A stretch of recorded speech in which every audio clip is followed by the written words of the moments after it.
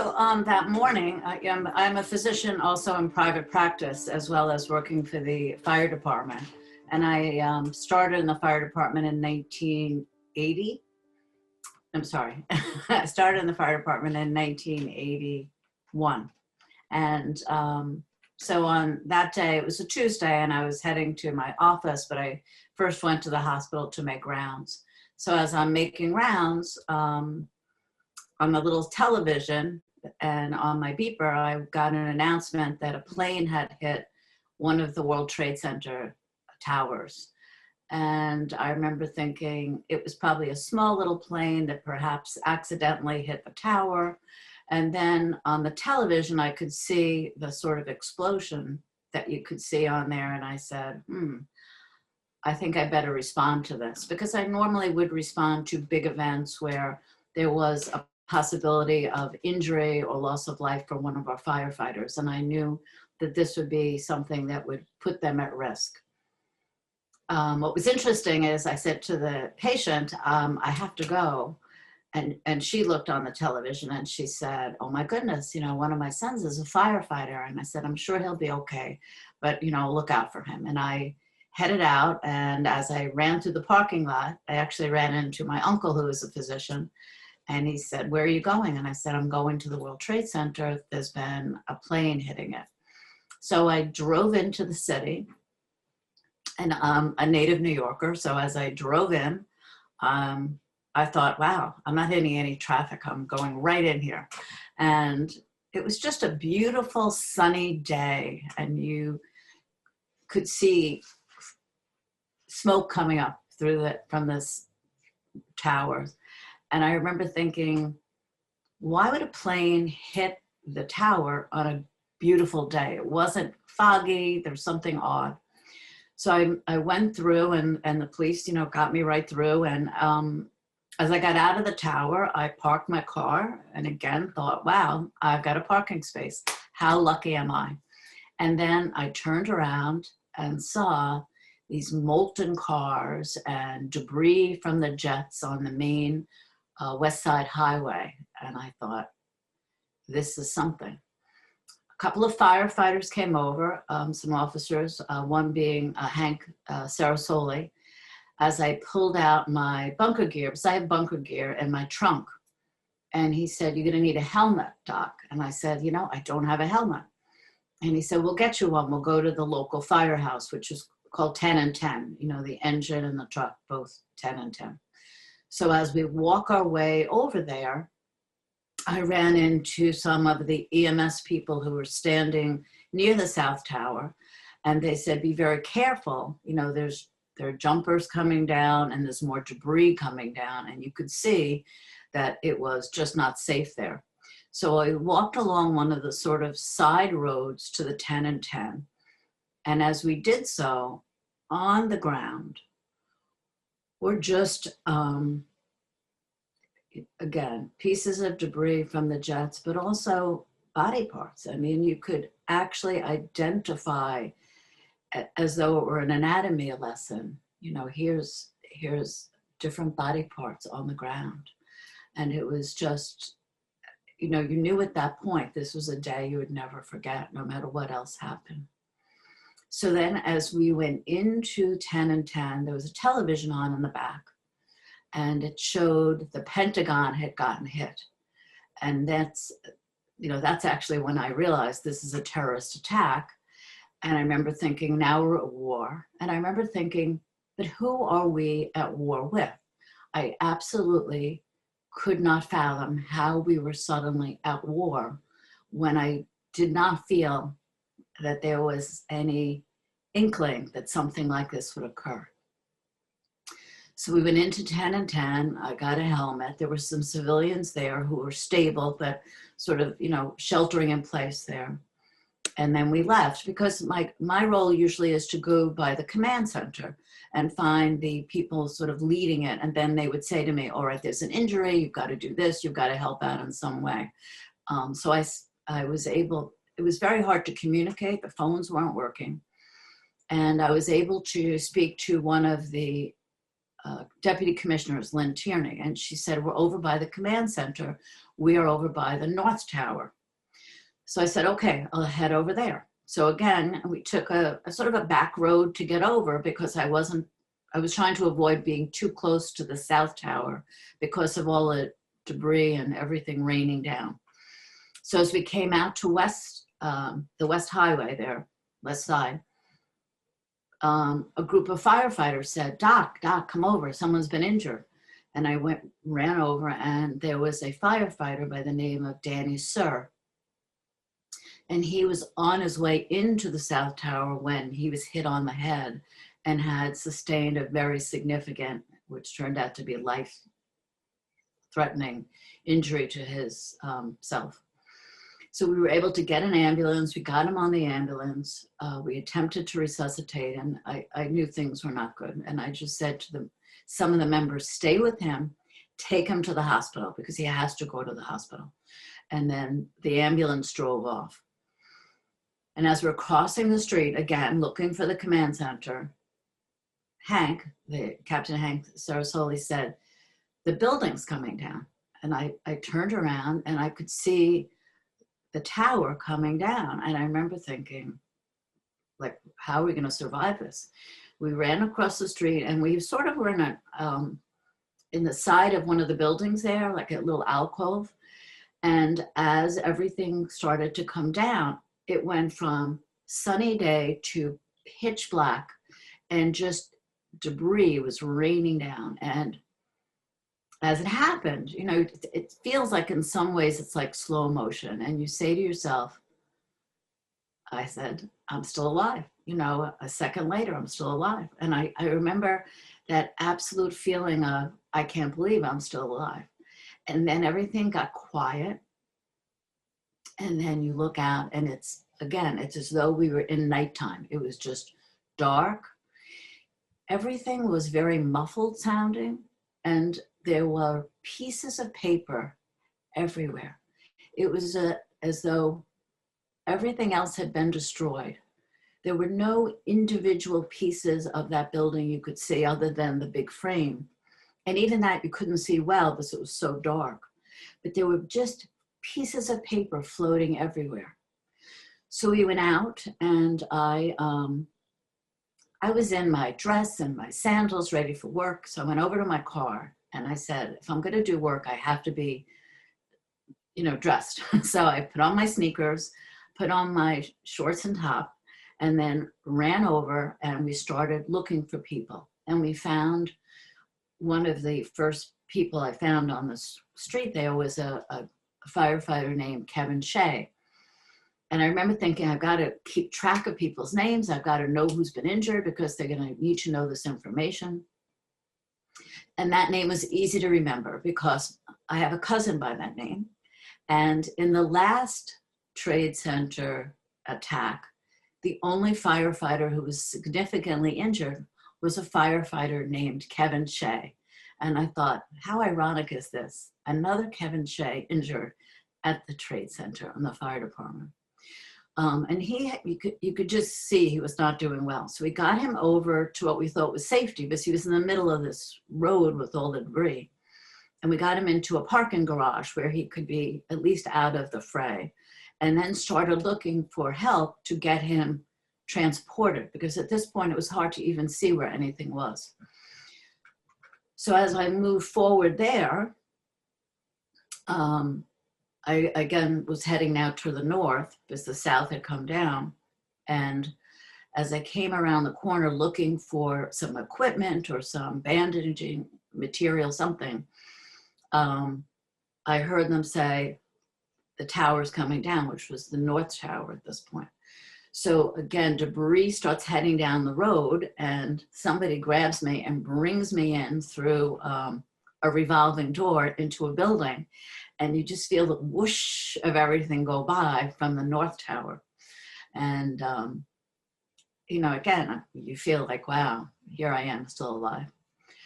So I came out of that. A gentleman, a firefighter by the name of Mike Shepard was there. And he assisted and we were able to get hold of an ambulance with a stretcher, and they then picked up Kevin. and we walked over toward the river.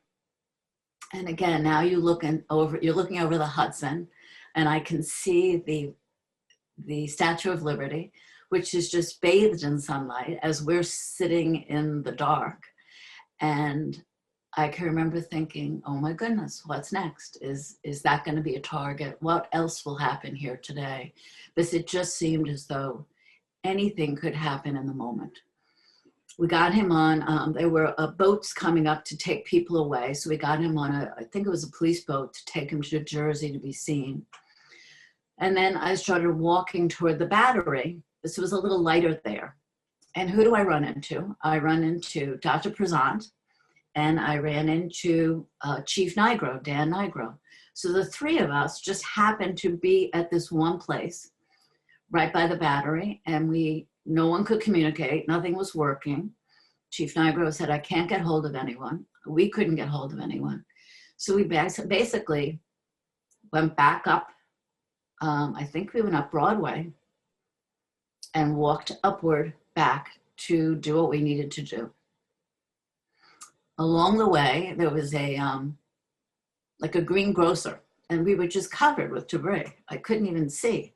So we went, and they had a hose for the, to do the vegetables and all, clean it. So I took the hose and just like cleaned off my face and head so I could see. And I remember thinking, they're set up for business, like this is gonna be an ordinary day. And this is clearly not an ordinary day. And there was a hardware store there that said you can use the phone. So I went in and I made a phone call and said, I think I talked to my mother, who was at the office, and said, I'm okay, I'm here, but I'm alive and I'm okay, and I'm gonna be here for a while. Tell everybody. And then I continued upward, and we went to up by City Hall. So we set up a command center there, or I guess you'd say a triage center up by there. We were able, the Duane Reade was open, so we were able to take a few items from there. And then we set it up in the lobby right there. And people started bringing us supplies, EMS and other people brought supplies. And a few people came in to have their eyes washed out, but for the most part, we did not see a lot of injuries, which I think we started to realize meant that things were very bad. And then people would come in and filter in saying, we have Father Judge, he's dead. We have him at the church, and we just want you to know where he is. And I remember thinking, this is going to be an ME case because we need to have the information about everyone and know what's going on. And then some of the, cars would come by and say, they told me that that Commissioner Feehan had died, and they told me that Chief Gansey had died. So early on, we knew that several people who we were close to were no longer with us. And it was quite clear that so many people had succumbed. So we kept this center open all day. Halfway through the day, we had to move across the street to Pace University because there were more buildings coming down. I think building number 7 started to come down, so that it wasn't safe where we were. We had to move over. And again, we had this triage set up. People came to assist. Other medical officers came. Other doctors from the vicinity came. But we did not have any volume of patients, again, because so many people were either there helping or were deceased. What I was amazed at was, despite the lack of communication from a technical viewpoint, it was an all-out response of our department. So people poured in who were off duty, who were retired. The response was just incredible. The street by City Hall was filled with firefighters, clearly many of whom I recognized. And when you would see someone you knew, you'd be so happy because you'd say, he's alive. And it helped you feel that there were people who you knew and loved who were alive. And it was just heartwarming. And it felt, to me, I felt like it was like the Revolutionary War, because there were no there was no real equipment. There was no communications. And the chief in charge would say to somebody, you go and tell so-and-so that we have 10 men to bring over. Go tell chief so-and-so. And that's how the communication went on. It was literally a runner or, a personnel from fire running into an area to say, we can do this. We're here to help you. We can do what we want, what you need, and tell us what you need. And it was literally that verbal back and forth communication that allowed them to continue that response in those first hours and even probably days, because the equipment just was not working at that point. And again, it was an all-out response. We talk about the individual stories, but the story was also how this department, in its very, to me, finest moment, moved forward to assist and do everything possible to help the people before the towers collapsed and after, and did everything in their means. And it was just amazing to see that. So then we finished up in the evening, because at that point there was not a lot more to do. We went back to headquarters. I spent the night there. And first thing in the morning, we were trying to figure out a plan of first trying to identify who was missing, who had been there, because you have to remember this event happened right around 9 o'clock, and the fire department tour starts somewhere at 9 in the morning. But the fire department doesn't arrive at 9, they arrive at 8 or 8:30 in the morning. And then there's an exchange of information and discussion about what might have happened the night before, and everyone is prepared to go. So when that event started, there were literally, in most cases, 2 tours of people there. There was the evening and the morning. And so many of the companies had everybody get on the rig and respond. So you had companies that lost not just one tour of people, but that so many people. I mean, every rescue company, the hazmat was having their medical done at headquarters, and they said, we've got to go. And they went, and I think to a person, they died. So just trying to figure out who was at that event, who was alive, who died. People took other people's bunker gear. So they didn't even know when bunker gear was missing who was there. So the next few days were really spent trying to figure out who was missing, fielding calls from family members who would say, doctor, my husband was there he was on medical leave. He must be there. Where is he? And people had left headquarters on a bus to go to this event. So therefore, you knew if he was missing, he was probably dead.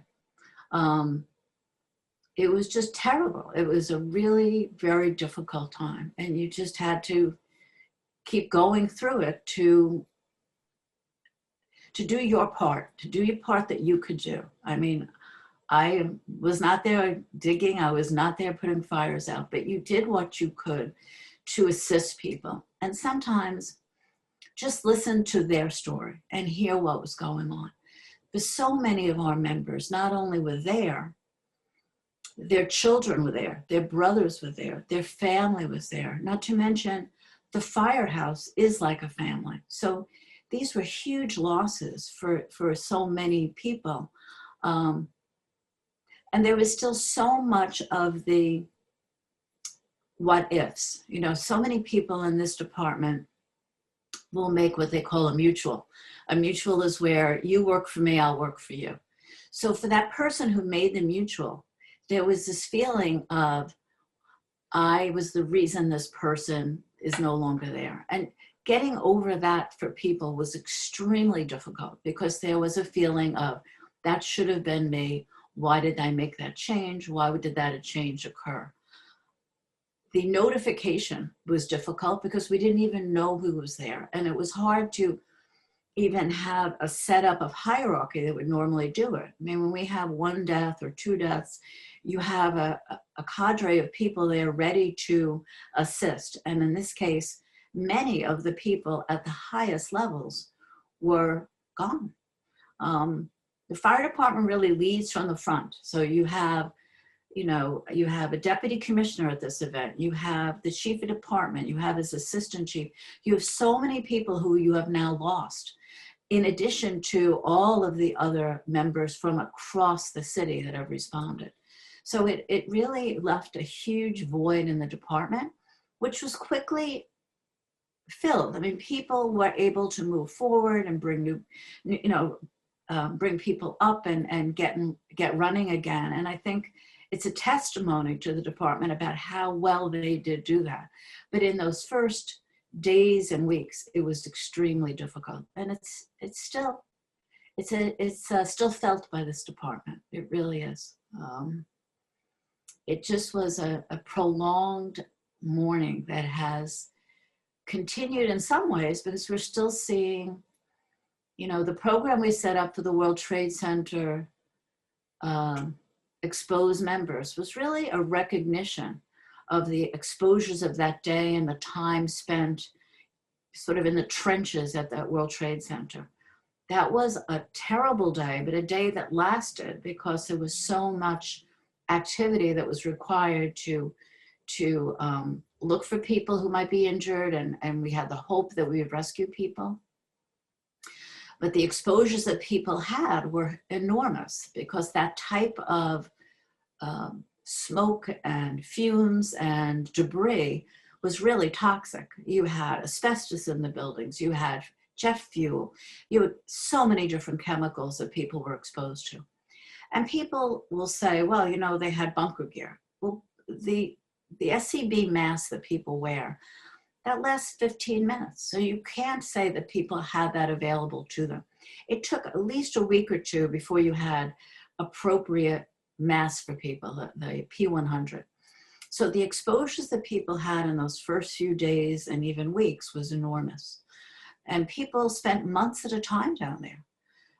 So we set up a program, a medical program, really in response to those exposures, and also to, I think, let our members know that no matter what happens, we're there to support them. We can't change the events of those days. We can't bring people back. We can't fix what happened, but we can at least acknowledge what they were exposed to, and we can help them both from a medical viewpoint and from a counseling viewpoint. And I think those were important messages to give to our membership. And I think they have become even more important as down the line, 19 years later, we are building a new wall in headquarters of people who died of World Trade Center related illnesses, so that you have not only the losses of that day, but the continued losses of what were healthy, well members who are now suffering from significant medical problems. So I think those programs are critical, not only in providing services, but also in acknowledging what people went through in those days and weeks after 9/11. I know that day, Doctor, you were so caught up in the moment. At what point did you as a doctor realize, oh my God, this air is unsafe and there's going to be worse ahead for everyone who is here? Day one. I mean, that you could, when you cannot see in front of you, it's not good. And honestly, Dr. Prezant, who is a pulmonologist, was very well aware of it. And literally that first day we discussed what will the consequences of this be. One of the firefighters came over to me that day and he said, there's asbestos in the air here. Are we going to be doing a decon? Because normally if there was a traditional fire or an exposure, they would do a decon. And I remember saying to him, decon? I don't know how we could do a decon here today.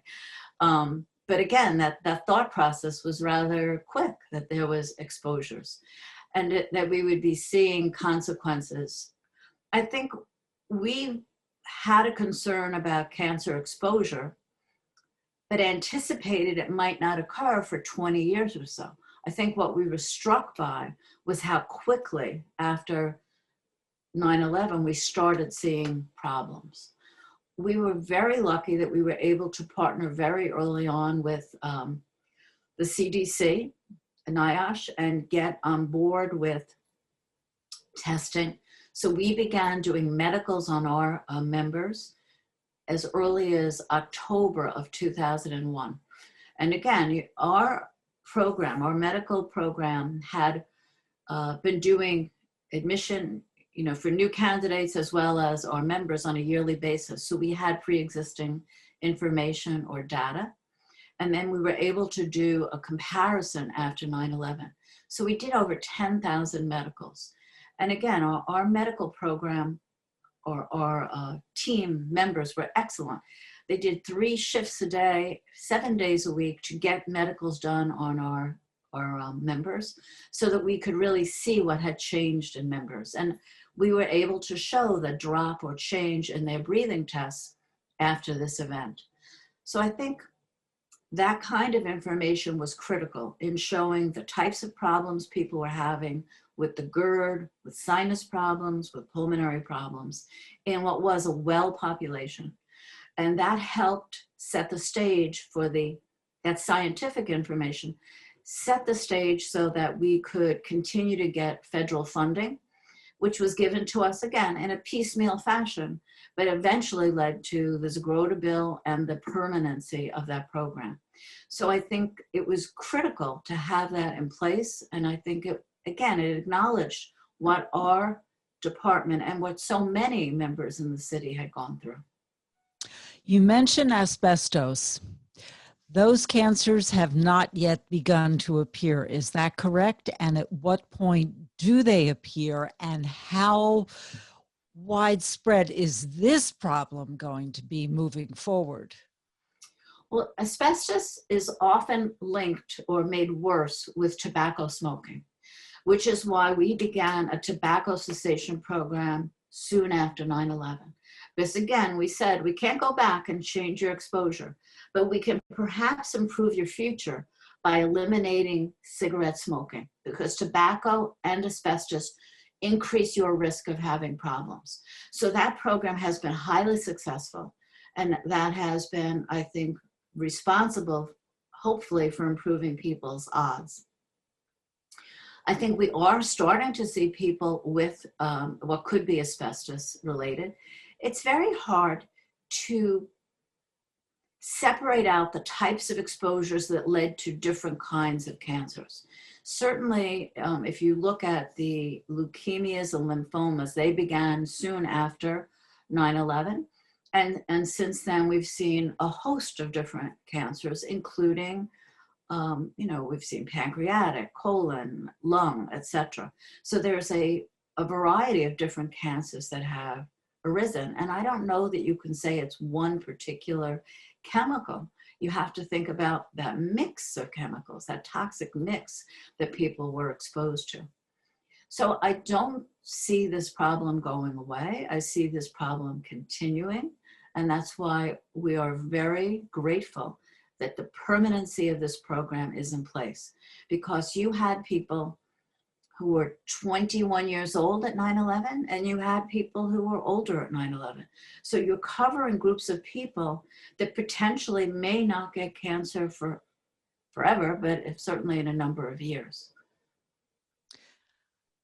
Your son, Colin Jost, of course, of Saturday Night Live fame, wrote a book, and in that book he describes, he was in college at the time, he was away, but he didn't know for a time whether you were alive. At what point did you talk to him, and can you tell a little bit about his story?